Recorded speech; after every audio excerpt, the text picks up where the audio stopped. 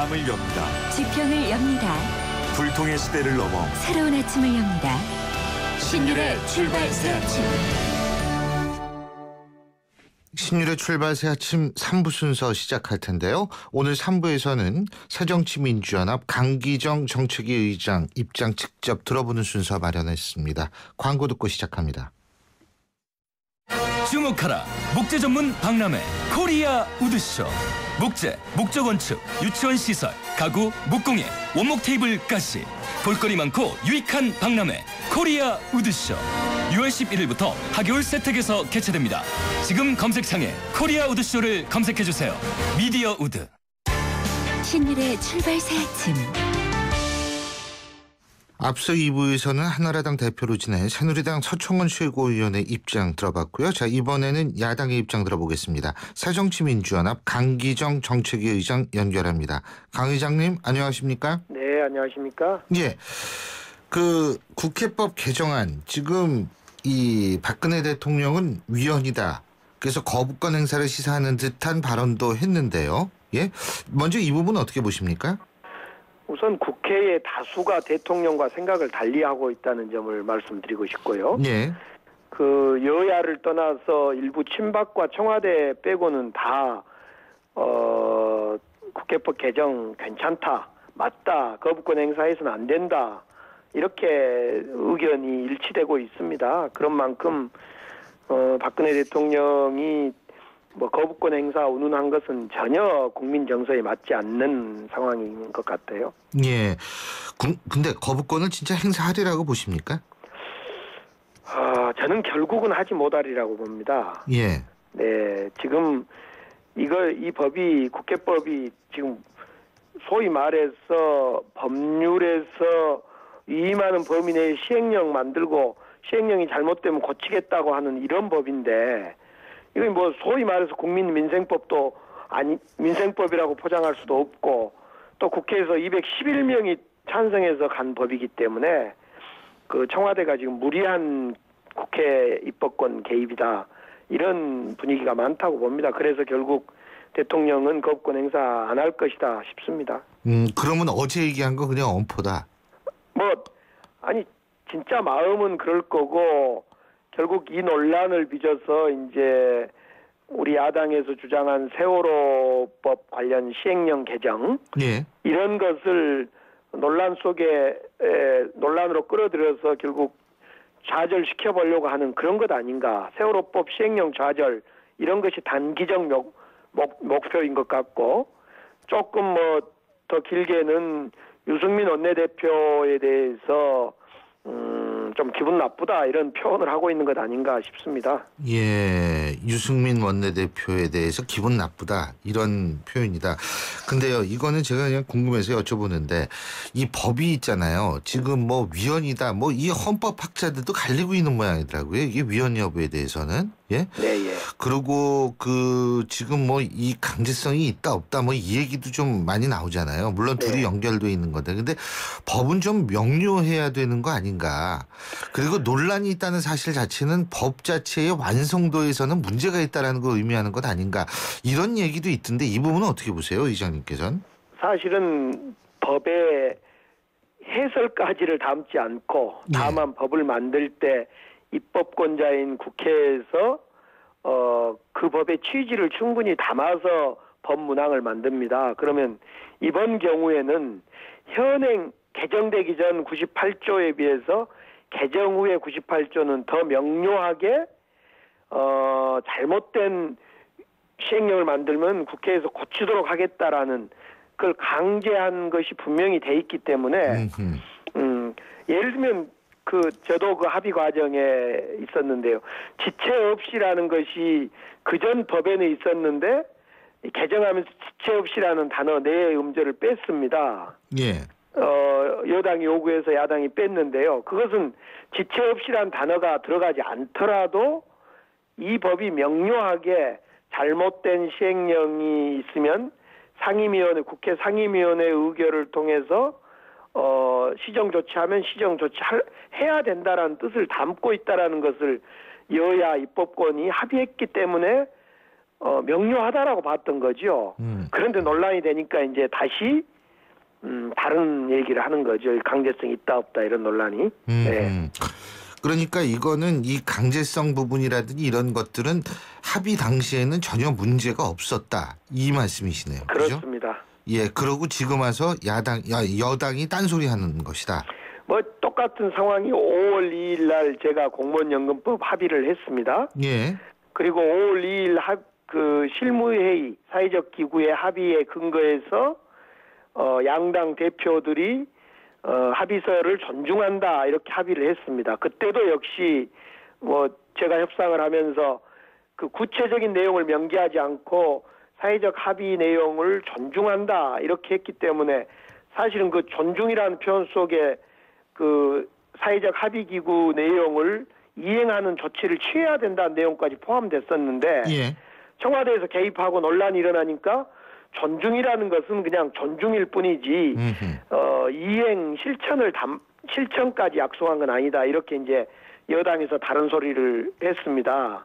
예. 제가 이제 그때 보고 또 이번 국회법 보면서 김무성 대표나 유승민 대표 당시 합의한 주체들이 분명히 합의했을 때의 생각을 청와대에 전달하고 청와대의 공격으로부터 부당한 그 간섭으로부터 그 여당의 지도부들이 막아줘야만 입법권 국회가 제대로 권위가 살아난다 이렇게 생각합니다.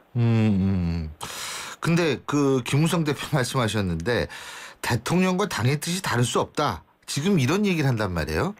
이 부분은 어떤 느낌 드세요? 이런 생각. 이런 그러니까 이제 애초에 합의한 내용을 김무성 대표가 말씀을 하지 않는 거죠 지금. 그래서 김무성 대표는 당 대표로서 친박계도 아울려야 되고 대통령도 생각하지 않을 수 없어서 그렇게 표현하시리라고 생각합니다. 그러나 진실은 진실되게 이야기해 줘야 되는 거고 당시에 이 국회법의 정신이 뭐였는지를 분명히 이야기하면서 청와대 생각과 우리 국회의 생각은 틀리다. 그러니 청와대 대통령이 좀 참아달라. 이런 얘기를 좀 해야지요. 그거이 진짜 지도자고 리더지요. 진실이란 건 그러니까 좀 참아달라 이 얘기를 하는 것이 진실이다. 그렇습니다. 아, 그렇군요. 근데 지금 어떻게 보십니까? 지금 김무성 대표나 유승민 원내대표는 정치적으로 좀 타격을 입을 수밖에 없다라는 얘기가 나오는데 동의하십니까? 청와대나 친박계 일부로부터 타격이지. 예. 국민들이나 또 여든 야든 국회에서는 유승민 원내대표 잘하고 있다. 예. 이렇게 이야기를 하고 있는 거죠. 오히려 김무성 대표께서 유승민 대표를 보호해 줘야 되고 예. 방어해 줘야 되는 거죠. 지금 청와대의 부당한 누가 보더라도 이건 청와대가 월권을 하고 있는데요. 지난 연금 때도 그랬는데 이번에도 역시 월권을 하고 있고 예. 과거에 누리과정 예산 합의 때도 한번 그런 경우가 있었고요. 제 기억에. 예. 그래서 누리과정 예산 편성 때도 여야 수석끼리 합의를 했는데 청와대가 안 된다 그래서 그때도 이제 수정을 했던 적이 있어요. 그리고 연금 때도 그랬고 이번에도 그렇고 자꾸 청와대가 국회의 뜻을 존중하지 않고 자기들의 생각, 국회 위에 있는 청와대로 자기 스스로를 규정하면서 청와대가 국회를 간섭하는 그런 것을 부당한 행위를 해서는 안 되고 또 그걸 여당의 대표는 여당의 대표이지만 또 국회의 어떤 한 축이기 때문에 그걸 막아주는 일도 김무성 대표로서는 해야 될 일이라고 봅니다. 예, 알겠습니다. 그리고요, 네. 정책위 의장이시니까 지금 현안도 물론 이 국회법 개정 국회법 문제도 있지만 이 메르스도 있잖아요. 예? 예, 메르스. 예, 메르스가 있는데 이 부분에 대해서는 이게 참 그 정부가 뒷북을 친다라는 건 뭐 굳이 얘기할 필요가 없는데 중요한 거는 이 부분을 어떻게 수습하고 이 재발 방지를 위해서는 어떤 노력이 필요할 것 같은데 야당 정책위 의장으로서는 이 부분은 어떻게 보십니까? 지금 초기 대응이 실패하면서 국민이 불안하고 사망자까지 2명 나타난 거고요. 예. 또 지금 최종 확인 안 됐습니다마는 3차 감염까지 일어나고 있다. 이렇게 지금 보도 그렇게 되고 있습니다. 보도가 되고 예. 있습니다. 이건 심각한 상황입니다. 사실은 우선 그 대통령이 어제 겨우 이 메르스 발생 12일 만에 처음으로 이 사태에 대해서 발언을 하셨어요. 예? 그런데 그 초기 대응이 미흡하다, 뭐 괴담을 차단해야 된다 이런 소리만 하고 정말로 국정 최고 책임자, 국민의 건강을 책임져야 될 안위를 책임져야 될 최고 책임자인 대통령이 정말 책임진 모습이 보이질 않아요. 그러니까 복지부 장관도 그런 모습을 보이지 않고 우리 야당에서는 일요일에도 그랬습니다마는 오늘도 보건복지부 장관 아침 일찍 나와서 보고 좀 해달라. 예. 만약 국무회의가 걸리면 시간을 우리가 앞당기겠다. 7시도 좋고 8시도 좋다. 그래도 오질 않아요. 그래서 그 뭐 일하느라 그러는 거 아니에요? 지금 뭐 현장에서? 아니 지금 복지부 장관이 예. 그 책임 단위도 차관으로 책임자를 대책위 본부장을 차관으로 만들어 놓은 걸 봐도 본인은 지금 어떻게 빠져나가 볼까 이런 생각만 하고 있는 것 같고요. 어떻든 대통령, 복지부 장관, 주무장관들이 정말 이 사태를 엄중하게 초기부터 봐야 되는데 그걸 보지 못하고 있는 것 같고요. 두 번째로 이제 우리 그러면 야당은 뭘 해야 될 거냐?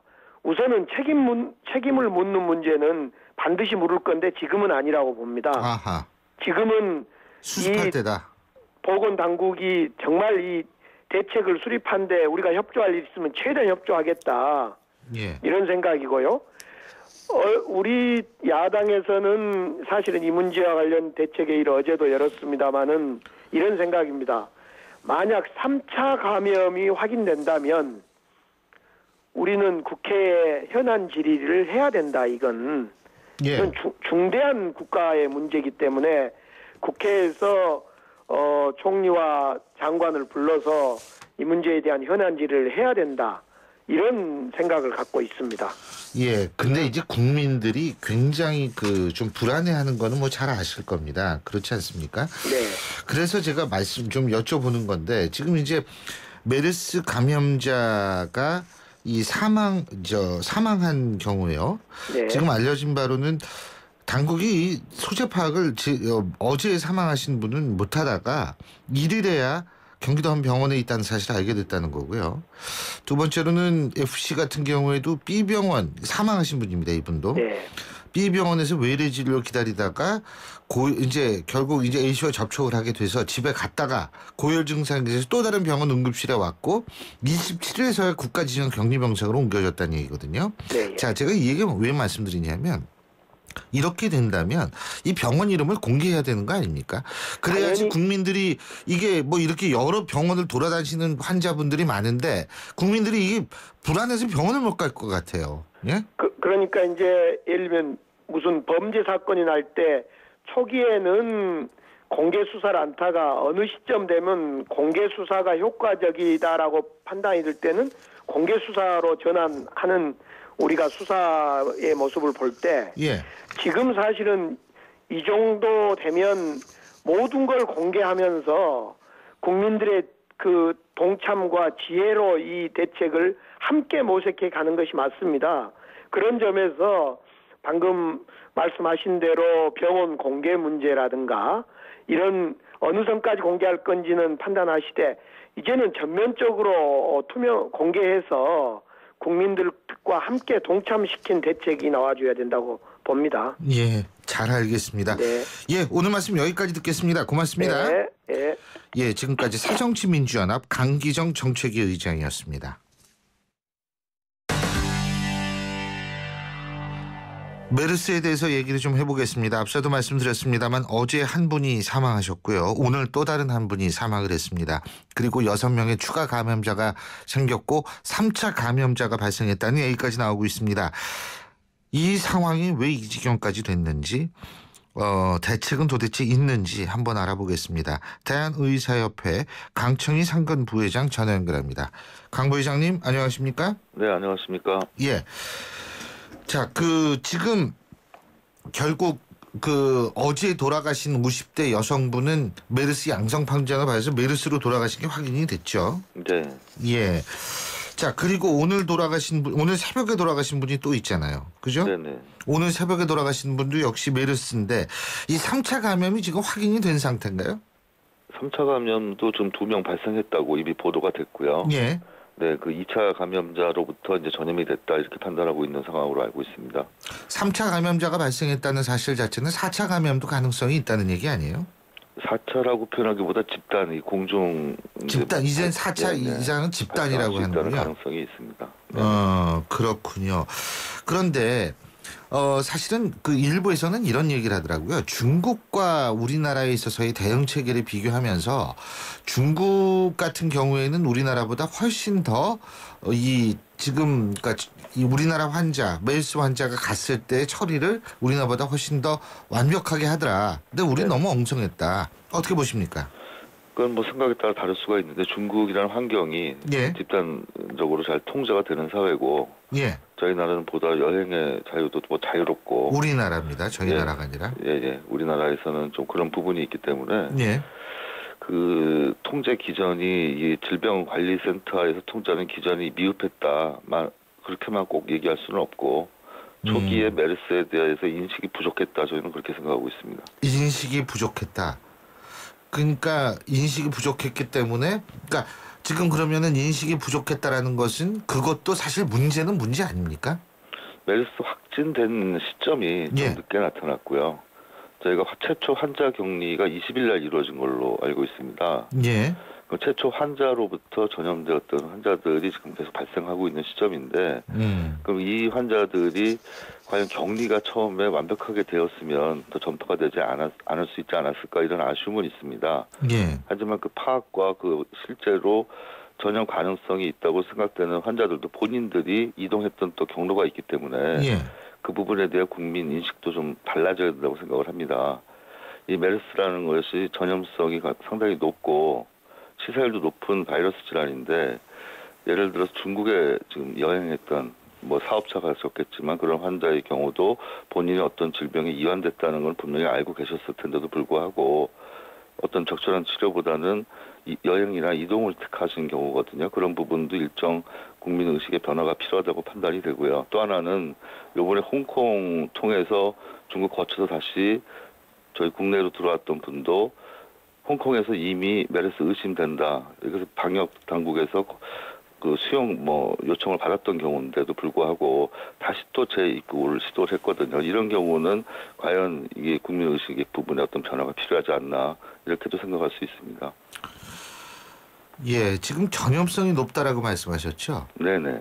이게 전염성이 그렇게 높습니까? 이게 지금 그 맨 처음에는 네. 그 전염도 공기 전염이 안 되니까 뭐 이런 식으로 물론 안심시키는 측면도 있겠습니다만, 근데 전염성이 높다고 보십니까? 이 전염 방식에 대해서 아주 명확하게 체계가 나와 있지는 않은데요. 공기 전염도 배제할 수 없다는 말씀이세요? 배제할 수는 없다고 전문가들이 지금 이야기하고 있습니다. 왜냐하면 비말로 전염이 되는 게 이미 밝혀진 사실이지만 근접한 전염인 경우 대개 2m 이내에서 전염이 됐다고 지금 정부도 그렇고 저희 전문가들도 얘기하고 있습니다. 하지만 앞으로 공기 전염에 대해서 가능성을 열어놓고 대비를 해야 될 것으로 보입니다. 예. 아, 공기 전염도 대비를 해야 한다. 그런데요, 지금 네네. 이제 일반 국민들 같은 경우에 그 괴담 돌아가는 거 돌아다니는 거 보니까 그건 말도 안 되는 얘기고, 네. 그거 믿으시면 진짜 안 됩니다. 우리 청취자 여러분. 그건 진짜 말도 안 되는데, 네네. 가장 중요한 부분 중에 하나가 지금 병원 있지 않습니까? 네. 예를 들면은 지금 어제 돌아가신 분도 파악을 못 하다가 어제 뭐 돌아가시기 직전에 병원에 계신 거를 파악을 했다. 이런 얘기도 나오고 있고요. 예? 네. 그리고 오늘 새벽에 돌아가신 분도 실제로 이 퇴원을 했다가 고열 때문에 다른 병원에 갔다가 결국 이 격리시설로 갔다 이런 얘기인데 중간에 또 다른 병원을 거쳤다는 얘기거든요. 그렇죠. 자, 그렇다면 이게 공기전염이고 전염성이 높다면 병원 이름을 공개해야 되는 거 아닙니까?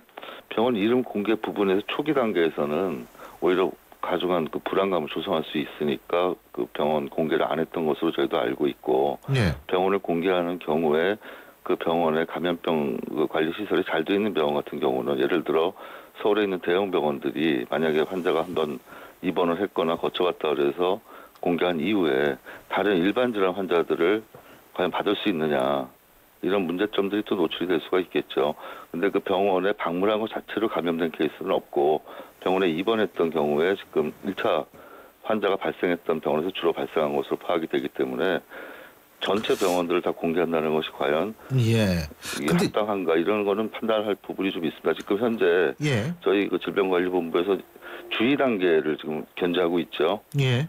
이 주의 단계에서는 그런 뭐 공개나 이런 부분이 없겠지만 앞으로 경계 단계, 심각 단계로 격상이 되는 경우에 모든 정보를 공유할 필요가 있습니다. 처음에 좀 아쉬웠던 부분이 저희 의사협회나 이 민간에 어느 정도 이런 정보가 공개가 되고 처음에 공유가 되는 상황에서 의사들, 진료하는 의사들도 예. 어디 병원 갔다가 온 사람, 뭐 어느 지역에 갔다 온 사람 이런 부분에 대한 정보가 좀 있었으면 어떻을까 이런 아쉬움이 있어서 저희가 그거를 요구한 바가 있습니다. 아니 근데 정보 공개 뭐 이런 것도 참 저거지만 그 제가 여쭤본 게 입원한 환자뿐만 아니라 문진했던 의사도 제가 알기로는 메르스에 걸린 걸로 알고 있거든요. 네, 일반 1차 기관에서 문진했던 의사도 걸린 걸로 그러니까 문진한 의자가 걸렸으면 네. 이 메르스 환자들이 갔던 병원 같은 경우에도 네. 실제로 위험성이 상존한다고 맞는 거 아닌가요? 그렇게 보시면은 이게 예를 들어 교통수단이라든가 예. 뭐 비행기 이렇게 밀폐된 공간에 같이 있었던 분들에 대해서 모든 환자에 대한 추적이 좀 필요하겠고요. 그러니까 그 홍콩 같은 경우에도 예. 예를 들어 1000베드 병상의 규모의 병원인 경우에 이 환자가 어떤 격리 시설, 그러니까 예를 들어 음압 시설이 잘 되어 있는 병동에 있는 경우 상관이 없는데 예. 잘 되어 있지 않은 병원에 일반 병실에 입원했었던 경우 같으면 전파 위험성이 굉장히 높겠죠.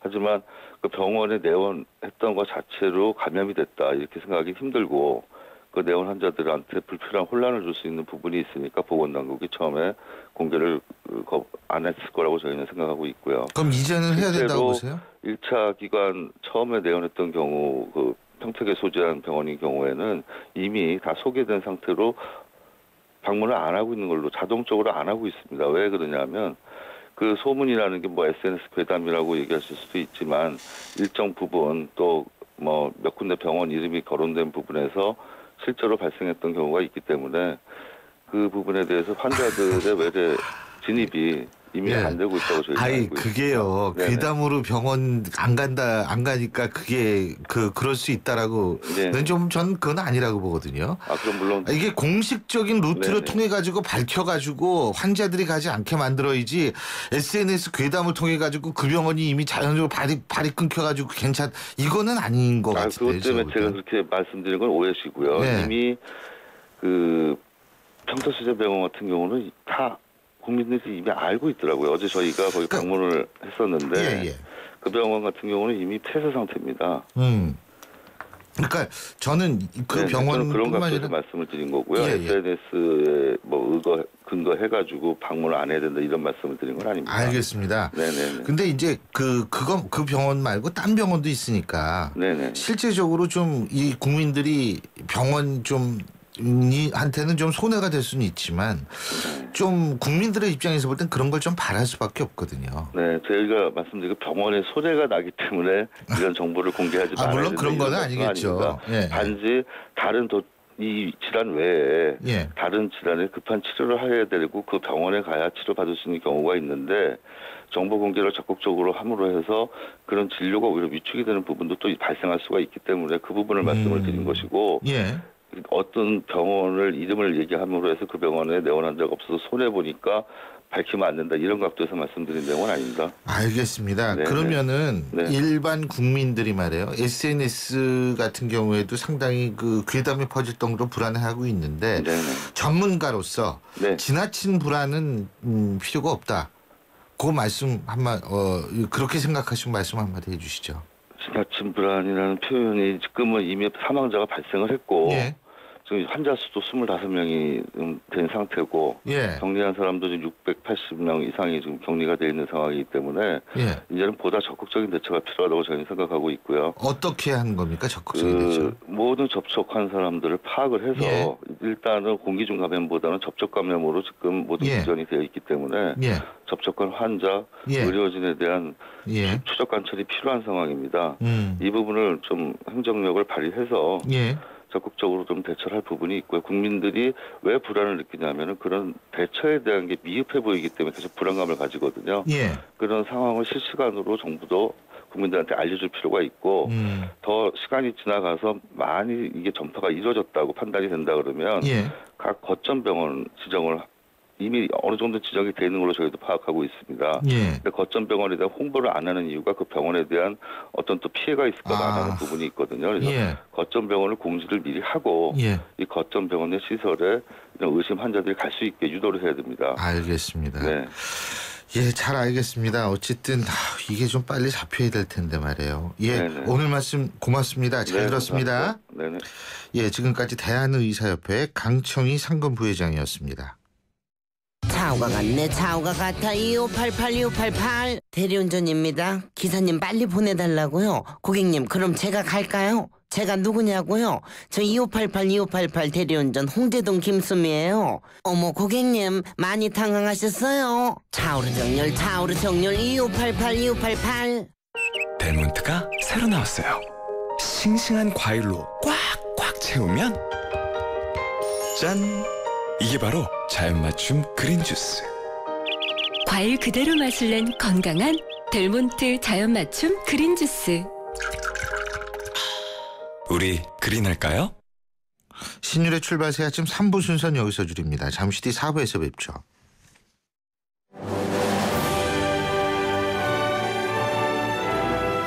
(2015년) 올 여름 영국 옥스퍼드에서 개최되는 국내 유일한 영어 캠프를 만나보세요. YTN 라디오가 주최하는 옥스퍼드 영어 캠프는 자녀들의 영어 실력을 한 단계 끌어올려 드립니다. 캠프가 끝난 뒤에는 서유럽 투어의 기회도 누리실 수 있습니다. 영국 옥스퍼드에서 체험하는 YTN 옥스퍼드 영어 캠프. 자세한 문의는 웹사이트 ytncamp.com이나 02-723-0550에서 확인하실 수 있습니다.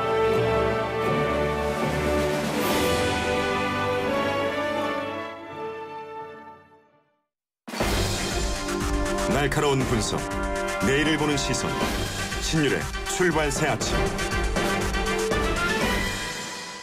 신율의 출발새 아침 4부 순서 시작합니다. 이제 출근길이 점점 끝나가는 시간이죠. 8시 37분 09초 지나고 있는데요. 지금 이 순간 교통정보 알아보겠습니다. 박화영 캐스터. 네, 신율의 출발새 아침 교통정보입니다. 지금 중부고속도로 타고 하남 가실 계획이시라면 17번 국도로 우회하셔야겠습니다. 진천터널 부근 사고가 있어서 진천터널 뒤쪽으로 8km 구간 길게 밀립니다. 오늘 서울 시내 간선도로 정체 심하지 않은 편이었고요. 지금 성산로는 독립문 쪽으로 사천교에서 이대후문, 반대쪽으로는 모래내고가 차도에서 마포구청역까지 밀리는 가운데 성산 2교를 조금 앞둔 곳 2차로에 20여 분 전쯤에 사고가 있었습니다. 사고 구간 조심해서 이동하셔야겠고요. 끝으로 사평대로는 설해마을 입구에서 반포나들목까지 밀립니다. 신율의 출발새 아침 교통정보였습니다.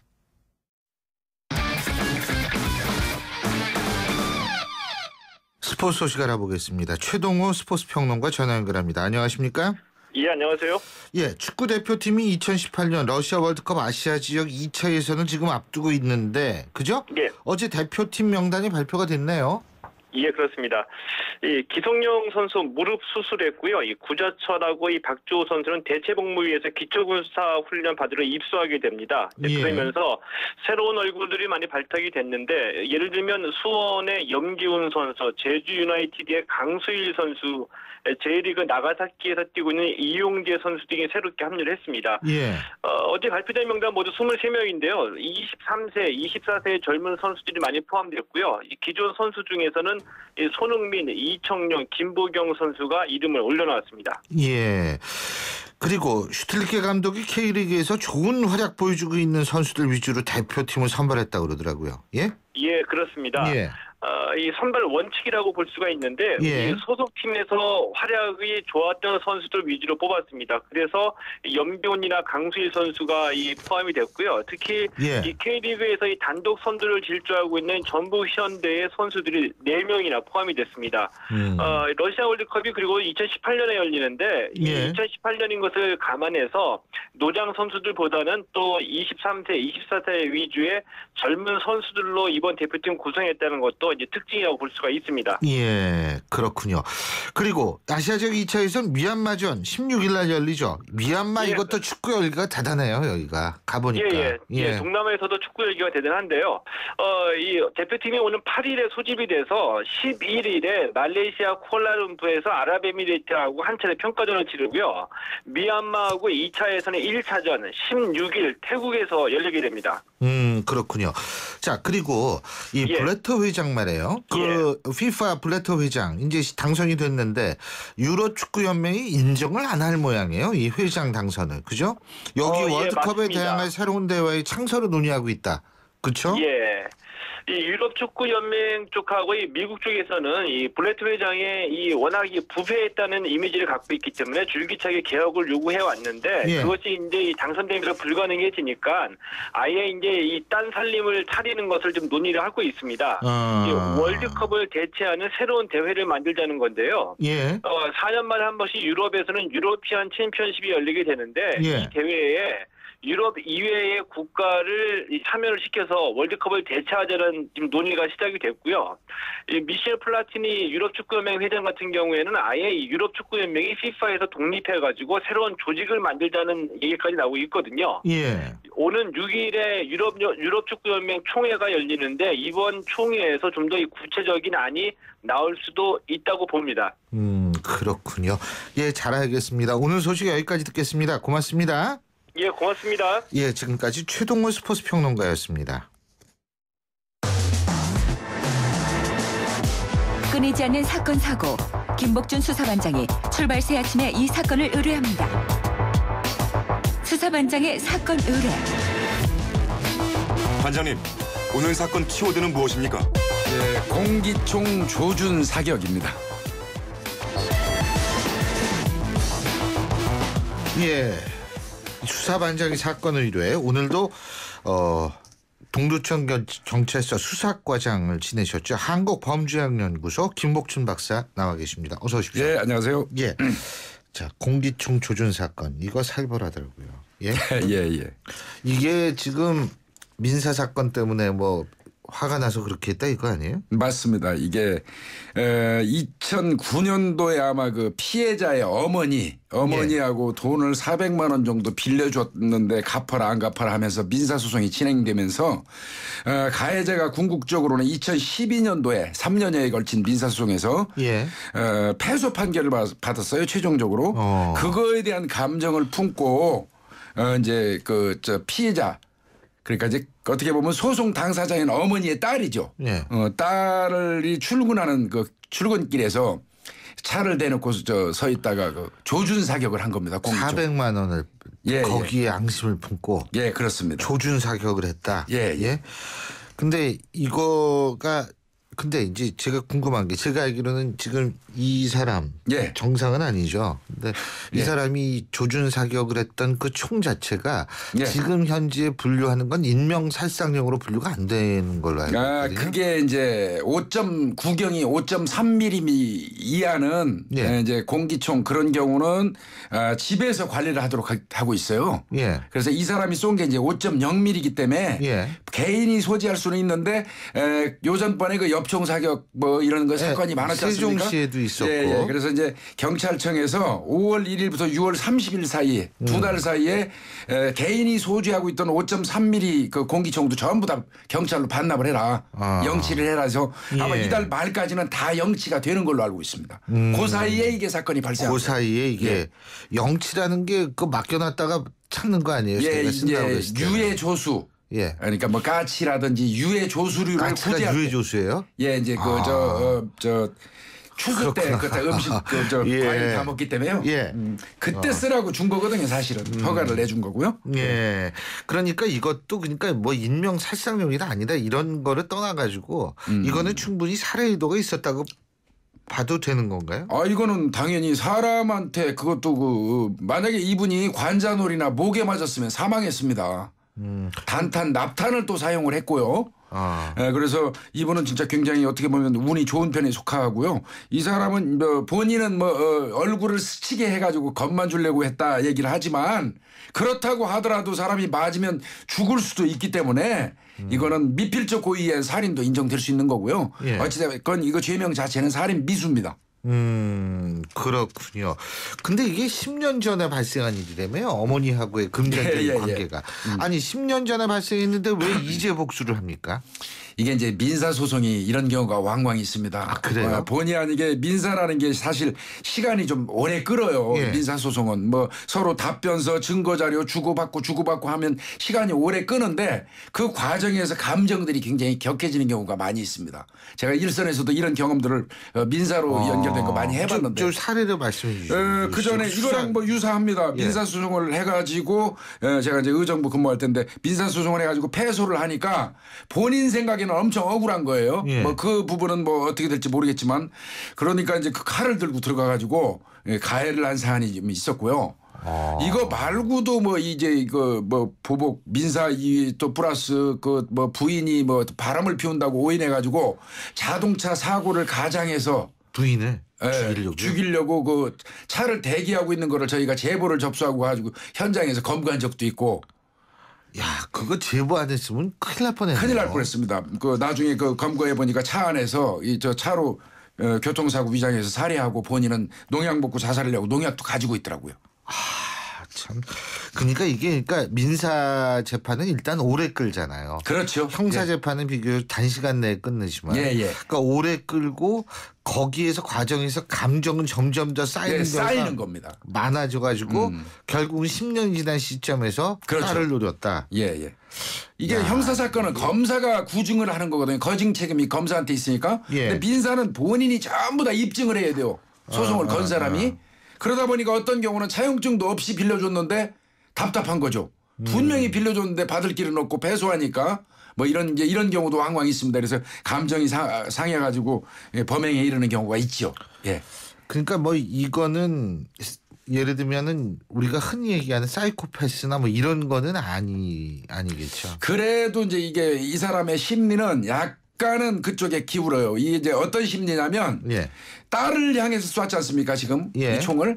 그러니까 내가 미워하는 상대방이 가장 아끼는 것을 부순다는 심리. 그렇죠. 상대를 직접 겨냥하지 않고 딸을 겨냥한다. 내가 미워하는 대상이 가장 아끼는 것을 부숴버린다. 그런 심리가 이게 이제 그 범죄 심리입니다.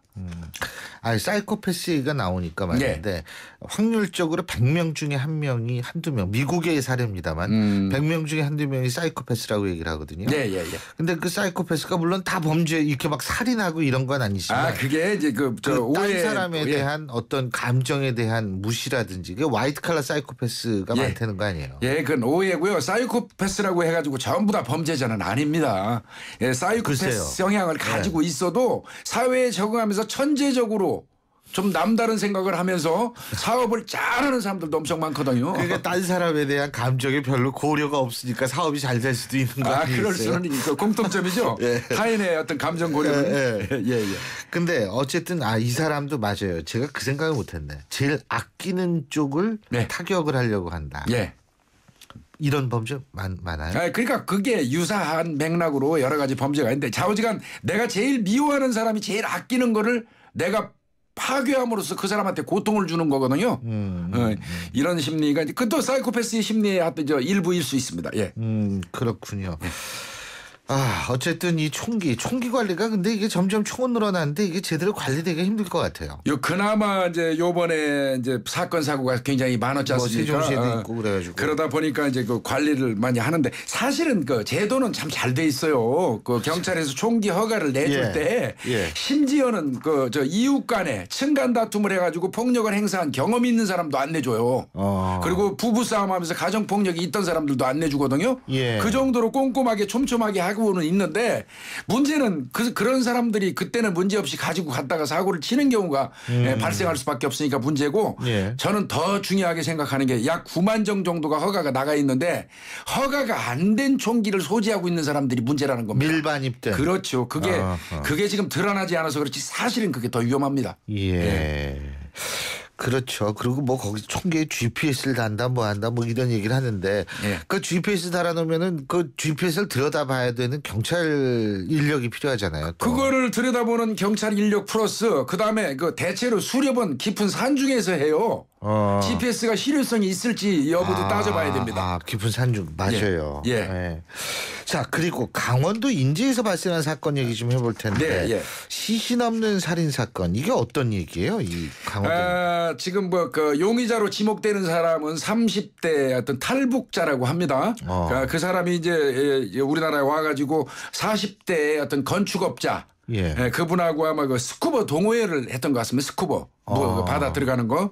그런데 이제 평상시 무슨 사업을 하자고 그 건축업자한테 탈북자 되시는 분께서 5억을 빌렸다가 1억 5천만 갚았어요. 근데 나중에 보니까 그게 사업하는 데 투자한 게 아니고 1억 5천도 자기 그 집을 사는 데 투자를 했던 겁니다.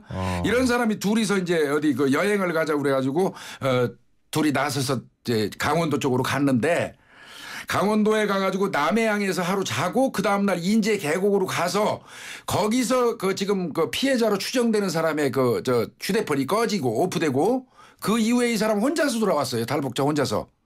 혼자서 들어오고 그 사람은 지금 현재 상태 실종인 것이거든요. 그래서 이제 경찰에서는 이게 금전 관계 때문에 살해했을 가능성이 있다고 판단을 하는 겁니다. 그래서 이제 본인을 상대로 조사를 했는데 본인 말이 자꾸 바뀌고 있고 또 본인은 뭐 인제에서 술 한잔 먹고 자기는 출근하기 위해서 와버렸고 그 사람 어디 갔는지 모르겠다고 그러면서 이제 무피권 행사를 하고 있고 이런 상황인데 그래서 경찰에서 일단 신병 확보를 해가지고 체포영장을 받아서 신병 확보하고 조사를 하려고 그러는데 검찰에서는 아직까지 시신이 발견되지 않았기 때문에 아직 뭐 실종인지 사망인지 판단할 수 없기 때문에 좀 더 수사를 해서 보강해가지고 체포영장을 신청해라 해서 반려가 된 거고요. 경찰에서는 지금 인제 계곡에 헤어져 최종적으로 그 저 휴대폰이 꺼진 곳 거기가 이제 좌우로 10km, 14km 정도 된다고 그래요. 우거진 숯불이겠지만 거기에 지금 경찰관이 총동원돼 가지고 탐진봉으로 일일이 꼭꼭꼭 찌르면서 지금 돌아다니면서 혹시라도 뭐 이 시신으로 발견됐을 경우를 생각해서 찾고 있는 그런 입장입니다. 아니 근데 그 시신이 없는 살인 사건이라는 것이 이번이 처음이 아니라 이게 가끔은 있는 사건이잖아요. 있습니다. 예. 그렇죠. 그런데 이 시신이 없기 때문에 보강 조사를 해가지고 그러고 그 갖고 와라. 물론 뭐 검찰의 입장도 전 충분히 이해를 합니다만 증거인멸 같은 위험성은 있는 거 아니에요? 이거는 이제 일단 범행은 이제 만약에 이 사람이 살해해서 유기를 했다면 범행은 종료한 걸로 보기 때문에 더 이상 뭐 증거인멸에 뭐 우려는 없을 것 같아 보이고요.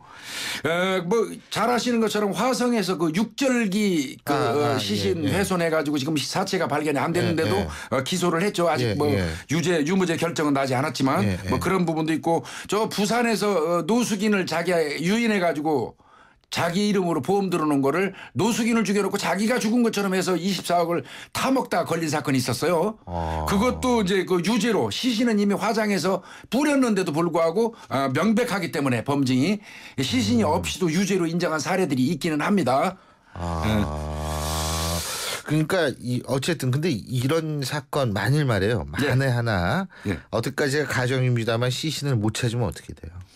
그래도 이제 이 법원에서는 피고인이 자백을 하고 정황이 뒷받침만 된다고 그러면 시신이 없다고 하더라도 명백하다면 인정하는 추세입니다. 대법원에서. 그래서 이제 여러 가지 정황 증거를 찾아야 될 입장이고 이 사람 같은 경우는 저는 한 가지 경찰에 조언을 하고 싶은데 지금 인제 계곡을 뒤지는 건 지극히 기본적인 수사입니다. 해야 됩니다. 근데 이 사람이 움직인 동선을 요전번에 성완종 사건 관련해 가지고 동선 지도 그리듯이 지도를 그려 가지고 이 사람이 스쿠버 회원이기 때문에 그 사람이 지나친 부분에 강, 저수지, 바다 이쪽을 집중적으로 봐야 될 거라고 판단합니다. 왜 그러냐면 자기가 스쿠버를 했기 때문에 자기한테 익숙한 곳에 유기했을 확률도 있어 보이거든요. 그래서 동선 지도를 그리고 인제계곡은 인제계곡대로 수색을 하고 이 사람 동선에 따라서 물이라든지 그러니까 강, 저수지, 바다 이쪽도 집중적으로 수색을 할 필요가 있겠다. 이렇게 조언 한번 하고 싶습니다. 발견의 가능성은 있겠죠. 그리고 가족들이 그렇죠. 얼마나 그 애타겠습니까. 그렇습니다. 결국 이게 만일 잘못됐다 그러면 이것도 금전에 관련된 문제인데 이게 참 정말 좀 그러네요. 자 그리고 간단하게 그 아버지가 지적 예. 아버지도 지적 장애를 예, 좀 예. 갖고 있고 딸도 지적 장애 갖고 있는데 묶어서 끌고 다니는 아버지가 있었는데 예, 예. 결국은 2심에서 학대가 아니다 이렇게 판결이 난 모양이죠. 예, 예. 아동복지법으로 이제 이분은 아버지는 지적장애 2급, 딸은 지적장애 1급, 15살인데요.